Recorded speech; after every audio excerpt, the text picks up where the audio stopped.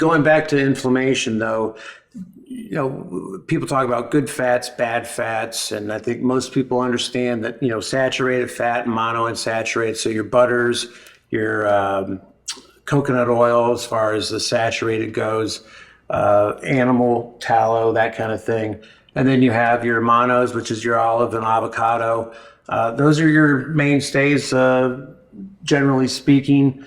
And then from the inflammation side, is there anything like on seed oils or anything that you guys would like the general public to basically a big picture view of some of those? Yeah.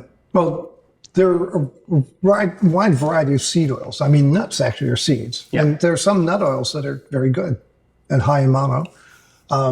But the mainstay of agriculture and agricultural fats are soybean oil and corn oil. And they do contain what are called some essential fatty acids, but we only need like a half teaspoon of essential fats from that category per day. We don't need a half a cup. Yeah. So when you look at what most mayonnaise are made out of, for instance, it's made out of soybean oil, and you're getting an overdose of, if you will, of these types of oils, and that can be harmful. And there is some evidence that it actually promotes inflammation. Okay. But if you keep them in moderation in the diet, that can be influenced.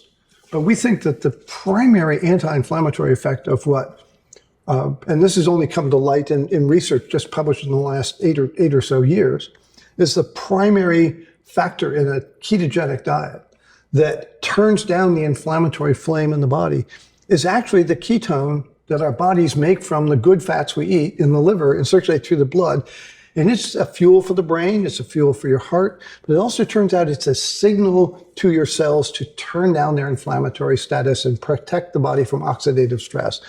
And this is basically a revolution understanding, because when I was taught as a physician back when the dinosaurs walked the earth, in the 1960s, I was taught that ketones were toxic byproducts of fat, and they were dangerous because true in people with type 1 diabetes, who when they don't take insulin, don't get enough insulin, their ketone levels are uninhibitedly high, and that becomes toxic. But that's a number of 10 to 20 up here. On a well-formulated ketogenic diet, you're typically in a 1 to 3 range down here.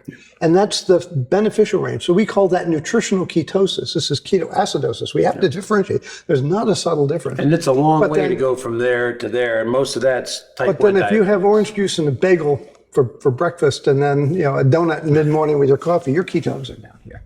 And you don't have that therapeutic benefit of the epigenetic signaling. These ketones actually regulate the activity of very good genes we're born with. We put those genes to sleep when we eat all this carb and juice and processed stuff. And when you are in nutritional ketosis, it turns that process on. And inborn protections that we all have are awakened by this lifestyle. And this is a revolutionary, this is now true, this is an understood scientific mechanism.